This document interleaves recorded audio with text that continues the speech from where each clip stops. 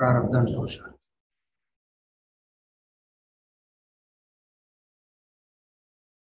So he's saying we have to continue the discussion on Sanchita, Prarabdha and Purushartha.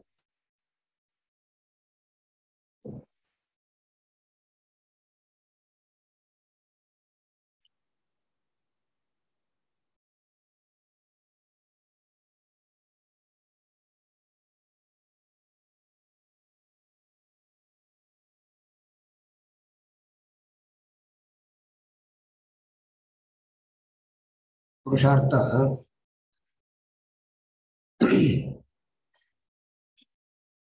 one meaning is self-effort. I think we gave various meanings for the word Purushartha. One meaning of the word Purushartha is self-effort. Self-effort is a conscious, planned thing. Effort.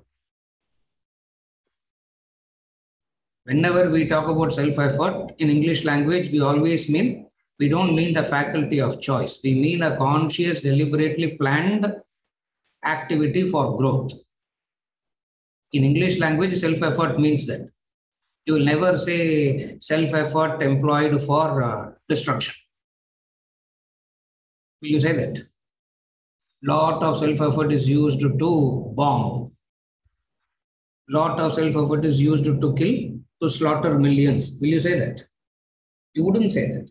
So in English language, whenever you mean self-effort, it means a conscious, deliberate action geared towards some positive goal. That is one meaning of the word Purushartha.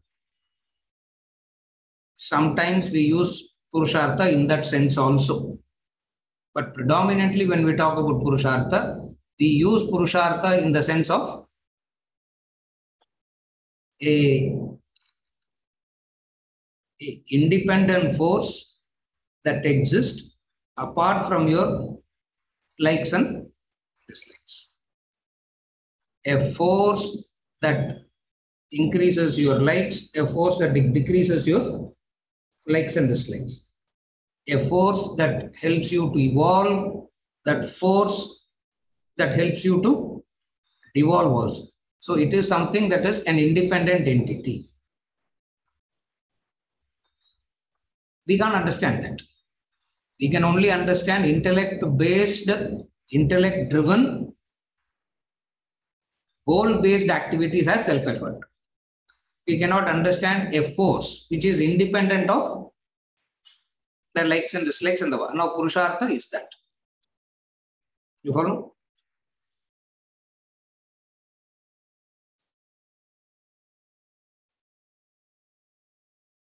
There are 3 words in Sanskrit. One is called Vidhi. Vidhi means fate.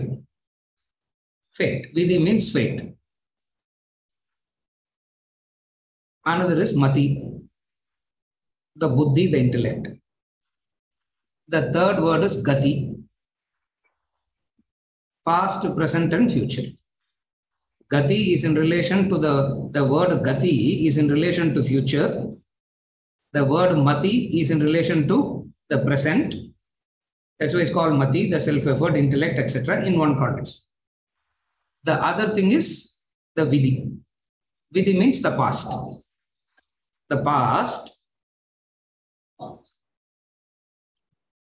what we have to experience now because of what you did in the past. Now, as far as Vidhi is concerned, Purushartha has no role. You have it is there. What Purushartha can do is in relation to what you can do to that in the present. That's why there is always a conflict. Is fate, is everything predestined, predetermined fate, or is it effort? Always there is a debate, isn't it? Inconclusively we'll keep debating. Vidya, Madhya, isn't it? Nalla Pattimandram discussion, isn't it? All Pattimandram will have this discussion. Pattimandram means debate club. Unsure. Debate club it is. And this is the only state where they will have debate clubs, people sitting and watching it for 4 hours, 5 hours. No other part of the world there is this debate club that goes on for 4 hours, 5 hours, non-stop. Here it goes. Invariably, the conclusion is confusing, isn't it? Invariably, the conclusion is more because it doesn't answer anything. It just doesn't answer anything. Is it the fate, or is it something that can be? Is it something that you can do right now? In relation to some aspect, you cannot do it. In relation to some aspect, you can do it. In relation to some, you cannot do. What is that in relation to? In relation to the past, you cannot do. In relation to the present, you can do. Thereby, remember that the vidhi is not under your control, the gati is under your control. Gati means path. That's why when somebody dies, we always say Sadgati, no? We will not say RIP and all. Because we know that fellow is not resting. It is moving. Oh, what is RIP? Rest in peace. You cannot rest in peace. Everybody moves on. Everybody is moving on. So we will not say RIP. We will say Sadgati. Sadgati means what? A noble path. We pray for a better path. We pray for a noble path. So, Gati is in relation to making proper use of Mati.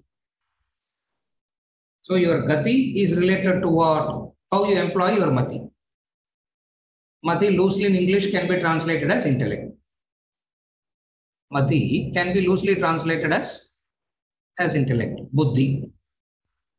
Both are similar, both are synonymous. You follow what I am saying? Therefore, whenever we talk about Purushartha, the self-effort, we are talking in two contexts. One is that which is effort-driven, intellect-driven. Another is the very source of creation itself. So, two meanings of Purushartha. One is the effort that is driven by intellect. Another meaning of the word Purushartha is the very source of creation. That's how when we give the theory of creation, we talk about Purushartha. So people ask how creation happened. There are two levels of student. Okay. For analytical purposes, call them as undergraduate, postgraduate. Okay, why undergraduate, postgraduate? Use a more simpler term, junior, senior. So the question is, how creation happened? How creation happened? That has to be explained.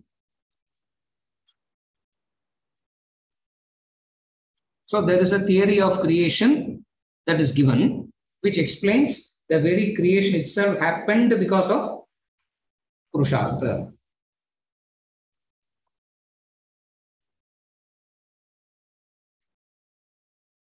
Everything is in Brahman, correct? All are Brahman. Swallow that statement. You just have to swallow that statement. All are Brahman. Everything is in Brahman, correct? And Brahman being all knowledgeable, ignorance and all cannot be in Brahman. Brahman being all powerful, limitations and all doesn't happen in Brahman. Therefore, Brahman is all knowledge, all powerful, effort, Purushartha. Now what happened? For whatever reasons, Purushartha popped out of Brahman. Don't ask where and all. Don't ask where. It's like asking if Atlas is holding the earth, where is he standing to hold it? You should not ask. You should simply follow. Simply. Okay. So Purushartha popped out of Brahman, as it were. That Purushartha popping out of Brahman is the seed for the first vasana. Now that first vasana had a choice. What is the choice? Because of the Purushartha already being there before the vasana came in, now that vasana have a choice. What is the choice? What is the choice it has now? To go back to Brahman, from V1, make it to V2, vasana 2. So what do you have now? Vasana 2, formula padi pottukonga. Now what do you have? Vasana 2 plus P. Now you have a choice. What is the choice? From V2 to V1, back to Brahman. Didn't happen. So from V2, it became V3. Like that, it went on and on. So V1, V2, V3, V4, V5. Finally, we ended up having Vn. Vn. What is the other side of the equation always? In that V1, V2, V3, V4, V5, you focus so much on the V. What you forget? The plus P. Because Vasana 1 plus P. Vasana 2 plus P. Dot. Where do you have now? N number of Vasanas plus Purushartha P. Are you able to understand Purushartha now? Theory of creation. This is the theory of creation. And don't act very smart. All theories of creation have fallacies in it.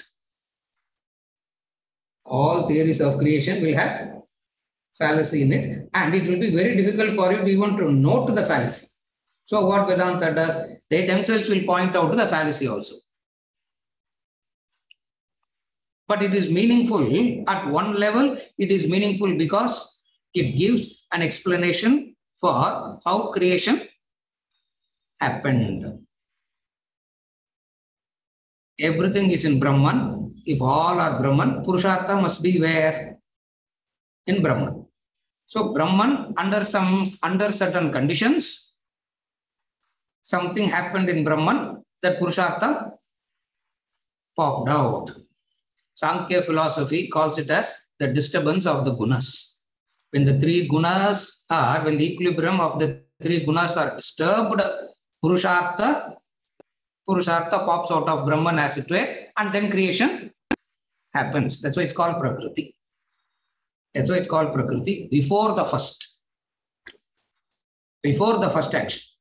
What is before the first action? Vasana 1 is the first action. What is before the first action? According to the equation. Purushartha. Correct. So Purushartha must necessarily come before the first action. So Purushartha must necessarily come before the first action, and it is always running parallel to the action, uninfluenced by Vn.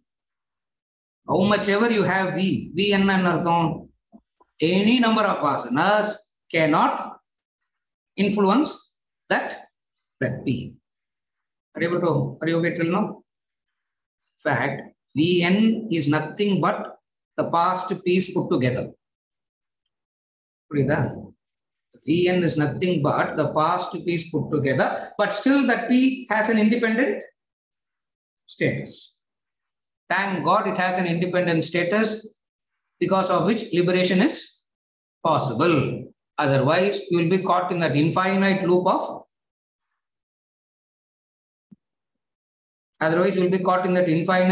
what? Vasana, thought, desire, action. Vasana, thought, desire, action. Cyclical. It's not a linear one. It is cyclical. Vasana, thought, desire, action. Vasana, thought. So you will be caught in that cycle forever. Now, how to move out of that cycle forever? You have to explain something that was existed before the cycle that caused the cycle. Using that, you can get out of the cycle. Are you able to follow now? Yeah, this is another way of looking at Purushartha, which I said I will discuss it today, but I forgot about it. Thank God you reminded. I didn't. You follow what I'm saying? So that Purushartha has to be an independent force apart from the cycle of vasana, thought, desire, action. Then only you can use that force to get back. If that Purushartha is a product of the vasana, then how can you get out of it? Because you will be caught up in that loop. That's why people say, sir, Vidhi sir, eduvume sey mudiyadhu. It's fait accompli, nothing can be done because whatever I do, I'm not able to get out. I'm not able to get out. Purushartha says you are wrong. Keep continuing the necessary effort, it will change.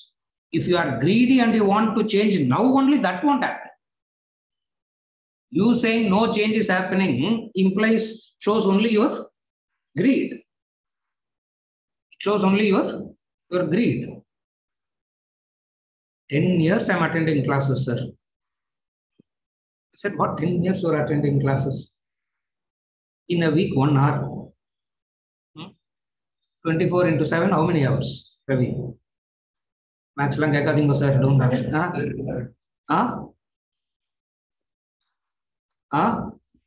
168 hours, sir. So in 168 hours, 1 hour, I'm physically present.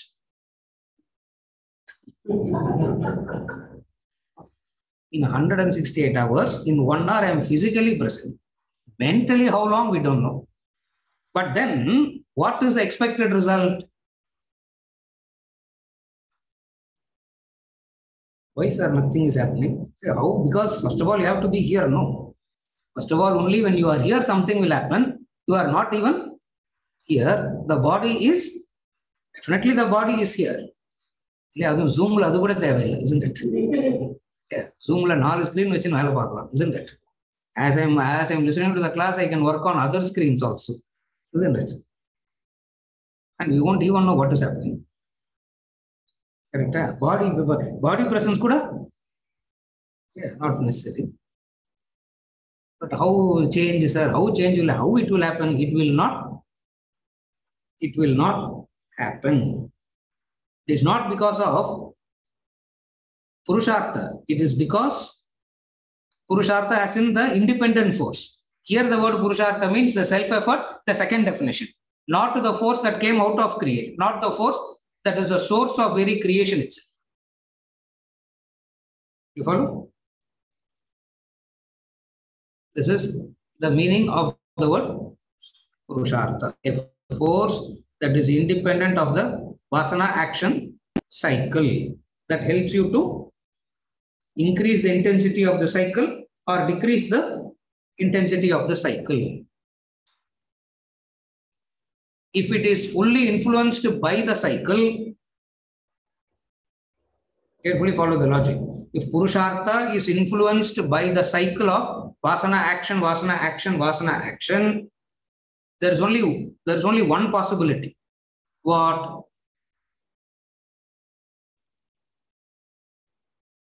V1, V2, V3, V4, V5, V6, V7, V8, V9, vasanas will go on increasing and it can never come to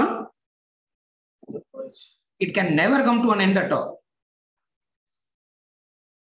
That's why people say you are in that infinite loop of action and you can never get out of the cycle itself.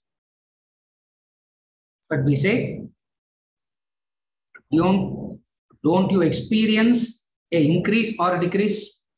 The very fact that you are experiencing an increase or a decrease means there's an independent force that the intellect is making use of. So the intellect makes use of the Purushartha. And to make use of the Purushartha, intellect has to have Shastric knowledge. Because only if the intellect has Shastric knowledge, it can make use of the Purushartha rightly. If it doesn't have the Shastric knowledge, what it will make use of? Anyway, it will use Purushartha. But for what? V2, V3, V4, V5, V6. That's why in the world, everybody is making action, everybody is doing action, efforts are happening, but the vasanas are increasing. Why? Because the effort, the intellect is not the faculty, Purushartha, the buddhi can access it only if it is backed by Shastric knowledge. Shastric knowledge illaina, Buddhi will not use Purushartha for the reduction of the vasanas. By default, it will be increased. You follow? That increase in vasanas adds to the bank. There is a bank. That increase in vasanas adds to the bank. And that bank is called Sanchita. That bank is called Sanchita. Are you okay? That bank is called Sanchita.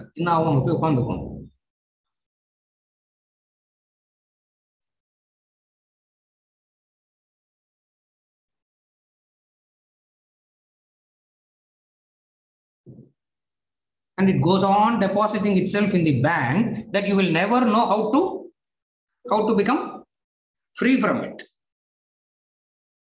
Intellect, guided by the Shastric knowledge, makes use of it rightly and goes back. Very poetically, this concept, Krishna says in 3rd chapter. He says it's a birthday gift, he says. In verses 9, 10, and 11, he says, the capacity to sacrifice is given to you at the time of creation itself, he says. What is the capacity to sacrifice? Leave V1 and go back to Brahman. That capacity to sacrifice. Verses 9, 10, and 11 of chapter 3, Bhagavad Gita. He doesn't use the word Purushartha and all. He's very dramatic there. He takes the position of the creator and says, at the time of creation itself, the creation happened with the capacity to sacrifice. Sacrifice what? Sacrifice the V1 and go back. Make use of that faculty. What instrument will make use of that faculty? Buddhi will make use of that faculty. Guided by Shastra. That is implied here. If not guided, then the same Buddhi will use it. Direction is different. The same Buddhi again will use that Purushartha only. Buddhi guided by Shastric knowledge or Buddhi unguided by Shastric knowledge. Put it like that. Are you able to follow? Shankar, Purithan. Buddhi guided by Shastric knowledge, Buddhi unguided by Shastric knowledge. Buddhi guided by Shastric knowledge will say what? Buddhi guided by Shastric knowledge, what? Yaravadi financial advice கூப்பிட்டா எனக்கு தெரியாதுன்னு சொல்லணும். Isn't it? Shankar. Familyயோட போய் உட்காரக்கூடாது. Isn't it? Yeah. If they ask what is financial advice, what you should say? Buddhi guided by Shastric knowledge will say, I don't know. Because who wants to take responsibility for all that? The Buddhi unguided by Shastric knowledge will go and liberally give advices, thereby increasing the bank. What is the bank?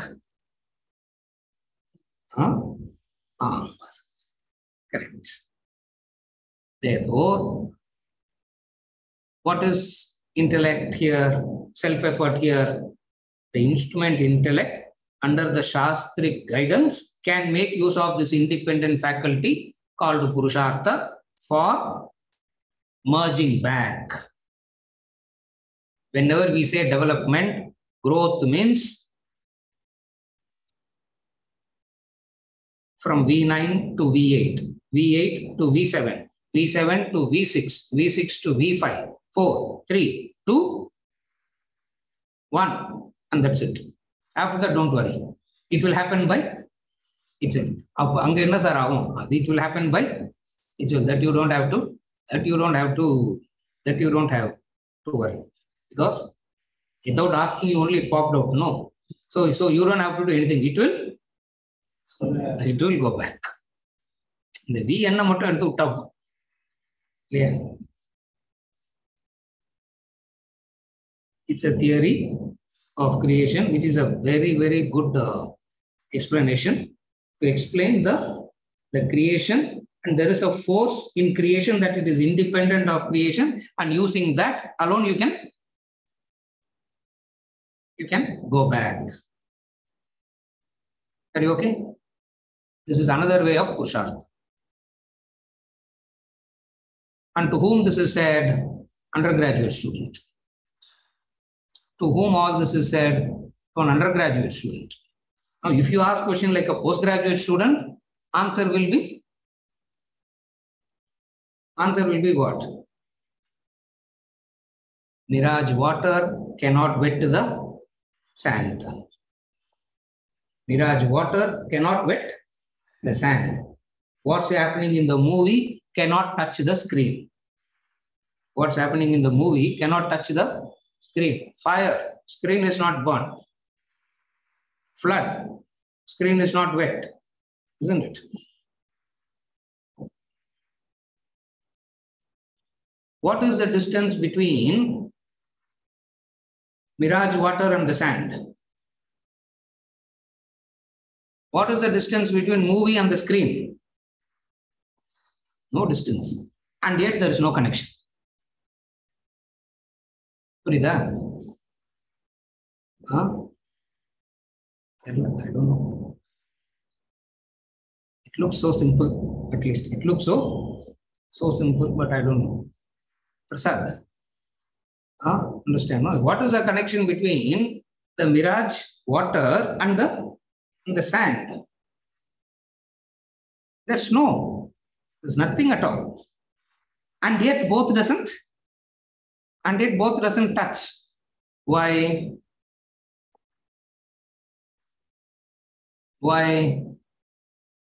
Because one isn't there, the other is there. The one isn't there, the other is there. So, when a postgraduate student, okay, senior student, what answer kudupanga? When the senior student comes and asks about creation, the answer will be, why are you asking me? You should give. Because you are seeing it. No. You see something and you ask me to explain. See, you see a ghost and you ask me to explain. How is it possible? Purida Vijay, I am seeing a ghost, sir. Explain. How Vedanta explains me seeing a ghost? Vedanta will say, there is no ghost, but since you are seeing the ghost, you should be the one who is explaining, not me. Yeah. The problem of that. You will see something and then you will come and Ramana Maharshi says it so beautiful. You will come to a wise person and you will not know what to ask, he said. You will not know what to ask. Why? Because what will you ask?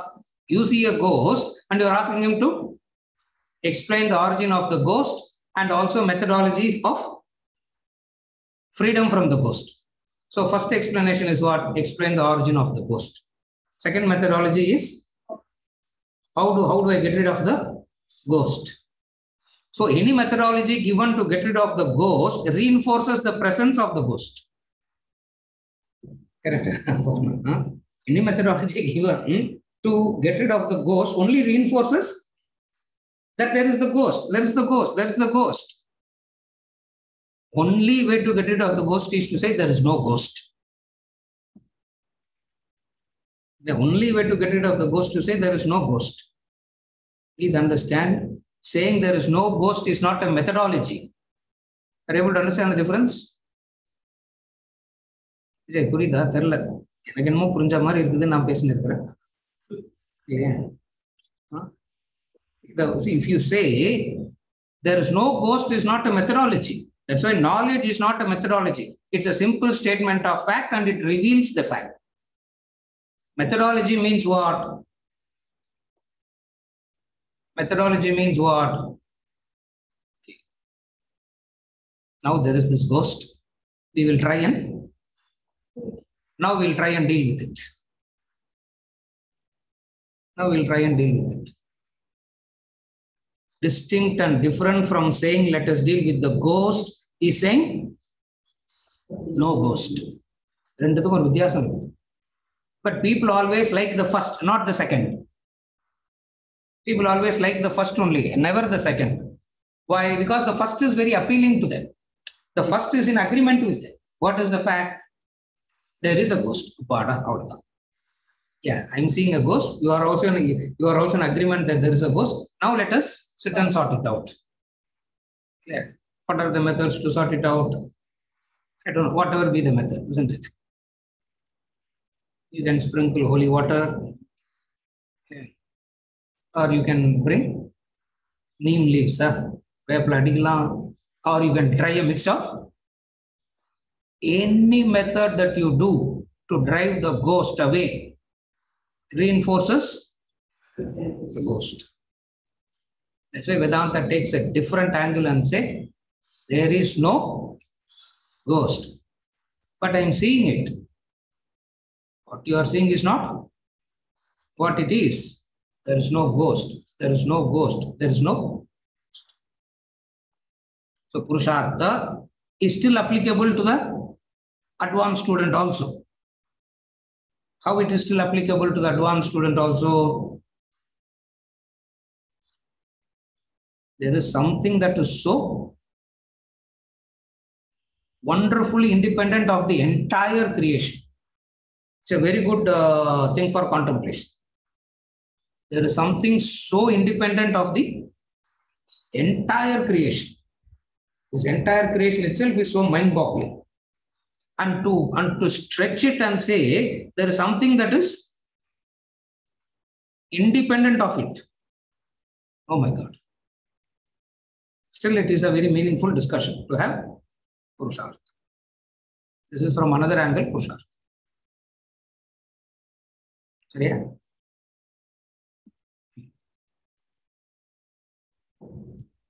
Yes, Narayan. We had something? I'll take it. Yes. He has to be unmuted, I guess. Yes, Chaluma. Yes, sir. I have this VT, Vedanta treatise in front of me. Yes. So in the other context where we say Purushartha is used to change the Prarabdha, with the example of motorboat with the yes. going upstream, downstream, or the color of the wall to be painted. Yes, yes. So when we bring that to our living, what determines that some can use Purushartha and some are not able to use Purushartha? Now, what in that example he gives is, which chapter it is? I'm opening the book. Law of causation. Yeah,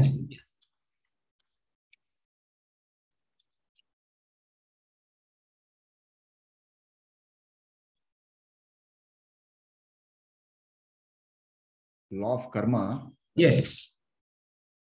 Before that, birth and death. Correct, sir.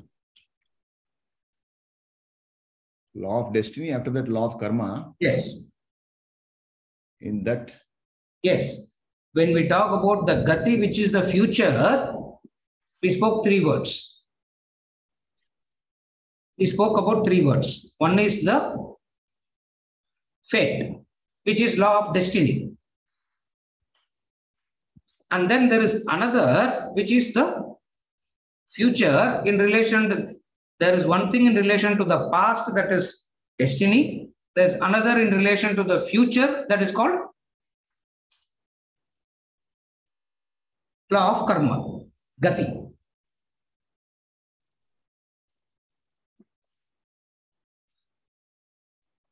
Compare the original speed of the boat to your Purushartha self-effort. The speed of the water is your Prarabdha. The speed of the boat is the Purushartha. Your self-effort is ever free. In that paragraph, the 3rd statement. Your self-effort is ever free. It means what? Which is what we are explaining till now. How that Purushartha as a force is ever free, independent. Your destiny cannot alter the Purushartha. Your destiny cannot alter the Purushartha. Meaning, the speed of the water cannot change the independent speed of the motor. The independent speed of the motor, water cannot change. But what water can do? But what water can do? It has an influence. It has an influence. Influence in the sense of upstream or downstream. If it is downstream, there is an aid. If it is upstream, there is a resistance. But nevertheless,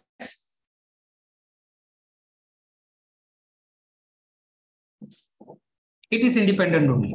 Now, here we are trying to establish the independent nature of Purushartha. In fact, the entire law of karma, the entire concept of cause and effect becomes meaningful only if we understand Purushartha as an independent entity. The moment we make Purushartha dependent, it's a cycle, never cause and effect. That's why we always say the combination of your effort and destiny produces a different effect. And then he goes on to give examples of alcoholic and all that. We are not discussing that because that's too obvious now. When I say too obvious means based on this discussion, it is clear what an alcoholic can continue to become, can continue to keep drinking and drinking and drinking, or choose not to drink. He has made a choice not to drink. Rasavarjam prasopyate, he says. The rasa, which is the destiny from the past, will continue to push you into alcohol. But nevertheless, how many ever times you slip and consume? Don't bother. Keep going, keep going, keep going. One day, you'll be free. Are you able to follow? So I make a resolve. If I have made a resolve, I can never fall then. I made a resolve and I can fall. Again, I can make a resolve. Again, I can fall. This falling and rising is happening because of what? As though it is not under my control. Because there is an entity that makes both possible. The Shastric knowledge can make effective use of it. That's the only difference. Is it okay? So little more clarification on the question. Yeah. Like Purushartha can use mind and devolve. Purushartha can use intellect and evolve. Yes. Now, how is it that Purushartha available? Yeah. I can use, or you may not be able to use, or you can use, I cannot use. So what determines that somebody is able to tap into Purushartha or not tap into Purushartha? Now, all of us are by default making use of Purushartha. Okay. All of us by default are making use of Purushartha. Those who have Shastric knowledge knows how to make effective use of it from V10 to V1 and back.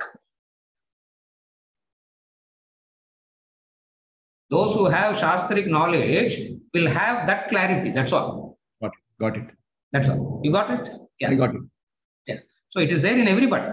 It is Purushartha is continuously playing moment to moment. Yes. Throughout your life cycle. You don't exactly. know. Yes, exactly. Throughout the moment cycle. Every split second it is in action. Yes.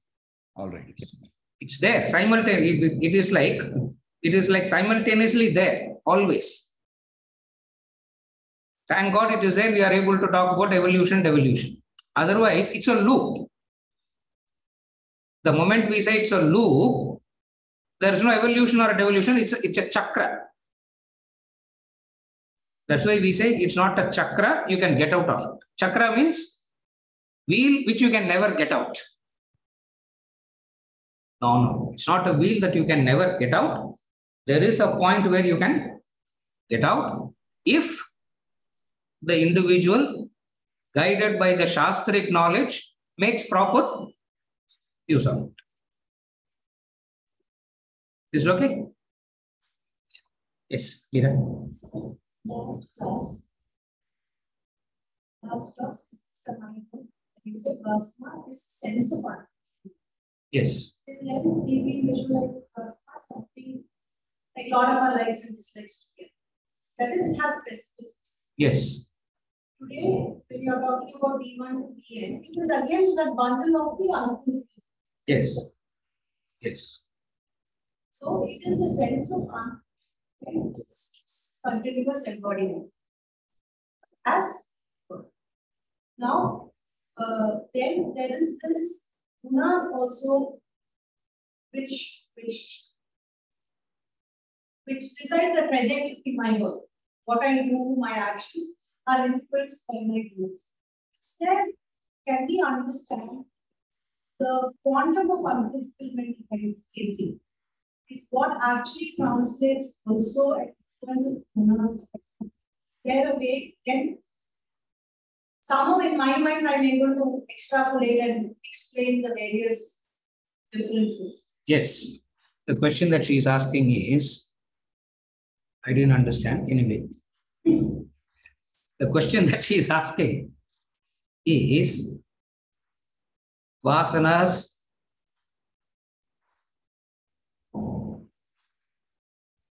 determines the gunas in her mind. Correct? Huh? Yes. Yes. That's what you said. Yes. No? Yes. Yes or no? Correct. No, I'm not putting words in your mouth. Okay. Because any first clarification like that, she'll say yes, yes, yes, yes. So the question that she is asking is, does vasana influence the gunas? First thing, understand gunas separately, understand vasanas separately. Don't mix both. Vasana is the seed for action. Guna determines the quality of action. Again, I repeat. Vasana is the seed for action. Gunas determine the quality of the action. All this happening because of Purushartha. Vasanas, gunas, all that is because you are able to increase your Sattva guna, you are able to increase your Rajo guna, you are able to decrease your Tamo guna. All this is possible. Now, here we are discussing not the connection between action and gunas, we are discussing Purushartha as a separate force. What is the connection between vasanas and gunas? Are they interconnected?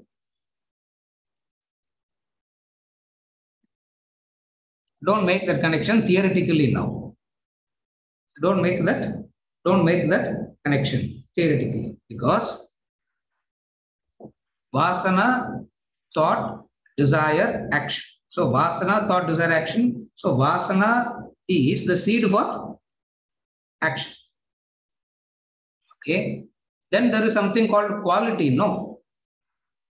Are you able to follow? One is action, and then distinct and different from that is called the quality of the action. What is quality? Where does quality come from? From your composition of sattva, rajas, and tamas. Your composition of sattva, rajas, and tamas is because of what? Your present combination of sattva, rajas, and tamas is because of you have a present combination of sattva, rajas, and tamas. Your present combination of sattva, rajas, and tamas is because of what? Past. Again, it goes back to your past only. You follow till now?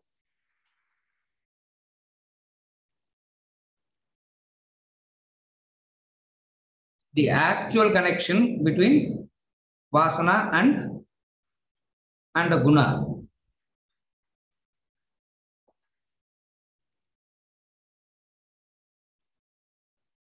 Vasana has a separate function, guna has a separate function, but both gets connected at the subtler layer. Are you able to follow?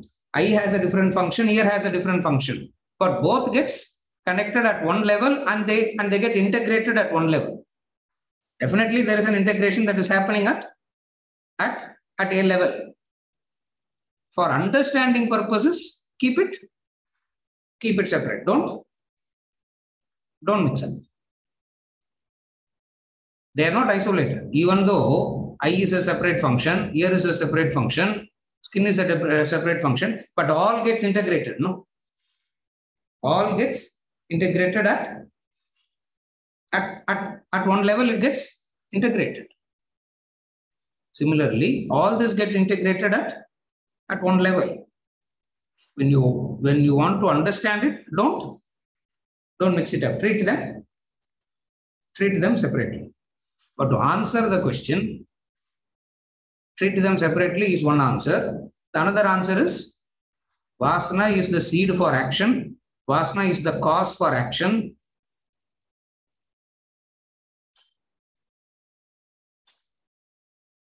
While the gunas determine the quality. Are you able to follow? To put it very simply, I want to steal. Stealing is an action, isn't it? One way of stealing is what? Pickpocketing. Another way of stealing is chain snatching. Another way of stealing is what?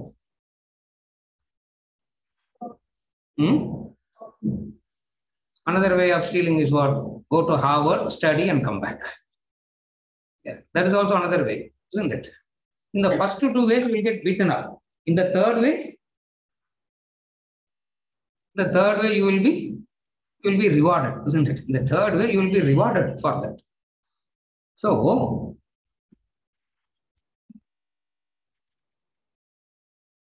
I want to talk on this Vedanta. It's a desire, action. The action of talking of Vedanta is driven by what?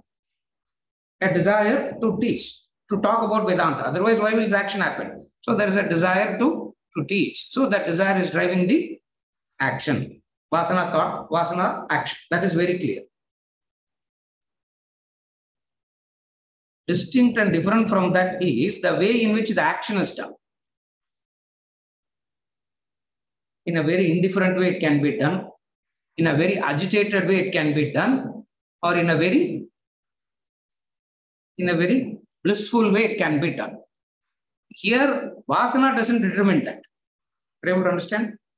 How I do the action is not determined by Vasana. How I do the action is determined by what? By the Sattva, Rajas, Tamos. The Sattva, Rajas, and Tamo gunas.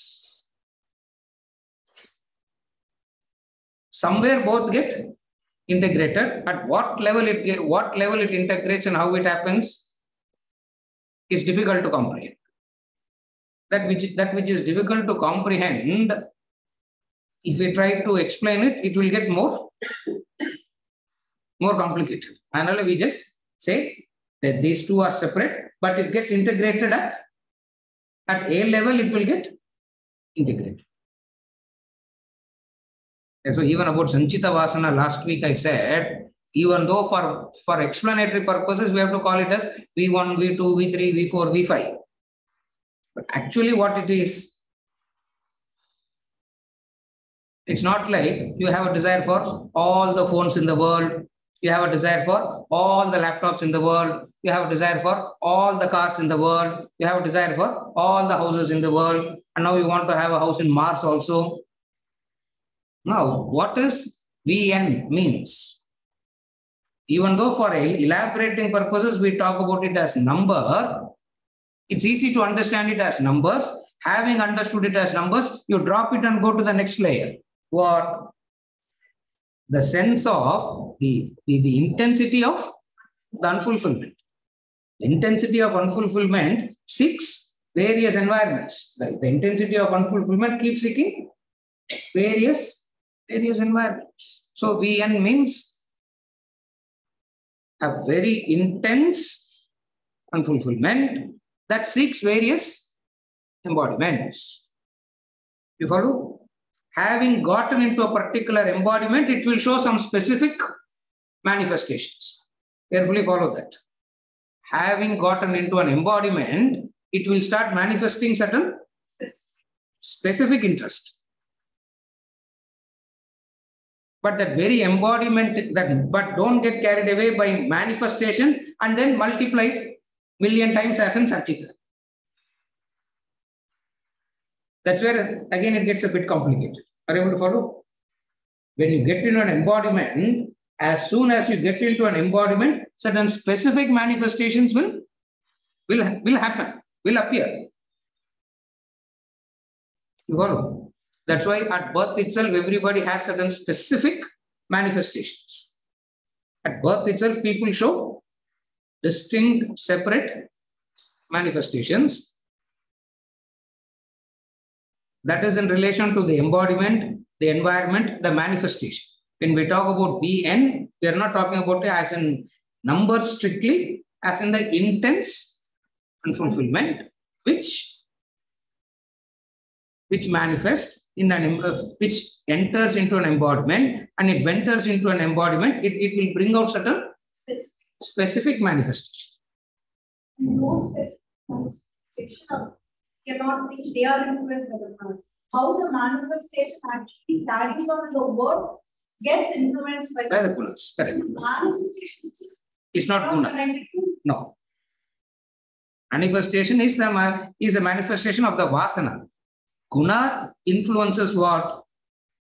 Guna influences not the vasana. Guna influences how the action happens. Yes, Guna is not vasana. Guna influences the action. If you have a tamasic guna, it will influence your actions in a tamasic way. If you have a rajasic guna, your actions will be influenced in a rajasic way vis-a-vis sattvic way. Manifestations is not dependent upon sattva, rajas and tamas. Yes. Environment. Yes. Embodiment, environment, certain unknown factors which is incomprehensible by the intellect. It is incomprehensible by the intellect. What is comprehensible is the environment, the nature, etc. What is incomprehensible is what made it to believe that this will satisfy you. That is incomprehensible.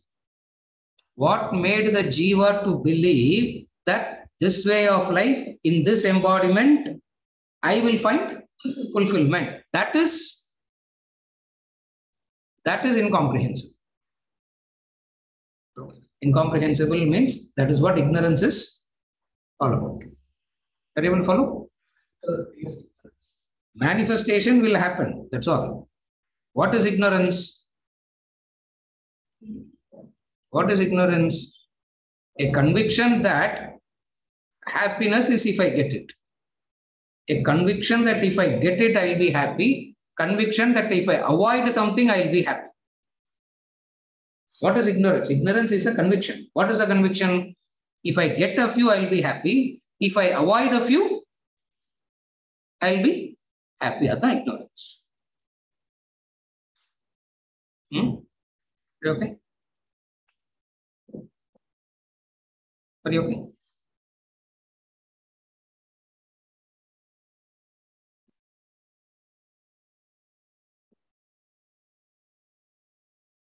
What determines the gunas in the individual? Again, the past. Again, the past. You can work on the vasanas and you can work on your gunas. You can work on your vasanas and you can work on your gunas. Vedantic method is work on the gunas. Don't worry about the VN. Simply start working on the gunas. That is Vedantic method. Don't worry about the VN. Even though for mathematical purposes you understand that there is VN, just don't worry about the VN. Worry about the gunas. Because when you are working on the quality, the superior quality takes care of the quantity. The superior quality will ensure that the quality is, the superior quality will ensure that the quantity is reduced. That's why the Vedantic method is, that's why we never talk about decreasing vasanas. We always talk about becoming more and more sattvic. from 100 vasana, how to make it to 90? Vedanta says, what are you even asking? This question doesn't arise at all. This question doesn't arise at all. VN is only to explain the source of action. What determines the gunas? The past actions. You follow?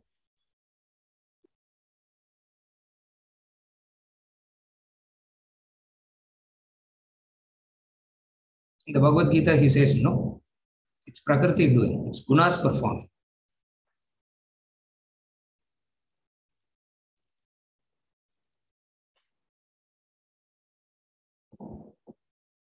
Traigunya Vishaya Vedaha Nistraigunyo Bhavarjuna, chapter 2, verses 42, 43, 44. Traigunya Vishaya Vedaha Nistraigunyo Bhavarjuna. The subject matter of Vedas is the three gunas and sattva and etc. Arjuna. But the real purpose, the real intent is what? To talk about the three gunas is for what? Not to say you have the three gunas, to say that Nistraigunyo Bhavarjuna. The talk about the three states of consciousness is to get you to the Turiyam. Similarly, the talk about the three gunas is to talk about Nistraigunyo Bhavarjuna. Bhavarjuna, Nistraigunyo, meaning transcend the three gunas. We discuss about the three gunas so that you transcend the three. We talk about the three states of consciousness so that you transcend the three. We talk about vasana, V1, V2, V3, etc. so that you transcend. Are you able to follow? The very purpose of study and analysis is not to elaborate that. Is to say, there are these, but you should overcome. There are these, but you should overcome. There are these, but you should overcome. Then the methodology is logical. They are saying what it is, and they are also saying transcend. They are saying what it is, and they are also saying transcend. You follow? This is as far as Purushartha is concerned. We'll conclude for today. And from next week, we will begin a text. From next week onwards, we will begin a text, and we'll start with the text. I don't know. I don't know. We start with the text, The Fall of Humanity. We'll read that for a while and then go back to Vedanta treatise again. It is to come back to Vedanta treatise only. We'll read The Fall of Human Intellect and come back to Vedanta treatise. So that just to get some, because we want to discuss a lot about this instrument, mind and intellect. Once you get into the Vedanta treatise, discussion about mind and intellect is contextual there. In The Fall of Human Intellect, you can directly discuss about the mind and intellect a lot, and then we will go back to Vedanta treatise. So from next week, we will start Anshu. So you can keep the text and all ready. That's why. We'll start with the text, The Fall of Human Intellect.